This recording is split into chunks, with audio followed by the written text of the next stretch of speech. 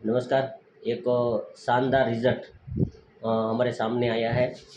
मैं थोड़ा गुजराती में कन्वर्ट करना चाहूँगा क्योंकि उसको हिंदी नहीं आती। તમને શું થયું હતું? મને છાતીમાં ગાંઠ થઈ હતી।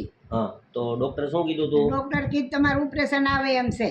હા, એટલે મેં એમ કીધું મારું ઓપરેશન નથી કરાવવું, મારા ઘેરે કોઈ કામ કરે એમ નથી। હા, હા। એટલે કે તો તમારી मर्जी। કેટલા વર્ષ થયા? 3 વર્ષ। 3 साल पहले उसने जूनागढ़ कैंसर स्पेशलिस्ट हॉस्पिटल में बायोप्सी कराया था और उसमें रिपोर्ट आया था और उसका जो स्तन निकलने को बोला था डॉक्टर ने। 3 साल हो गया और मैं यहाँ आया और उसको गामा ओरिजिनल जो हमारे सामने एक शानदार एक भारत की एक नीड जो गामा ओरिजिनल है वो देना शुरू किया, प्रोटीन देना शुरू किया और धीरे धीरे आज 3 साल हो गया और पूरी गांठ अभी पिघल गई है। एकदम छोटी सी गांठ है।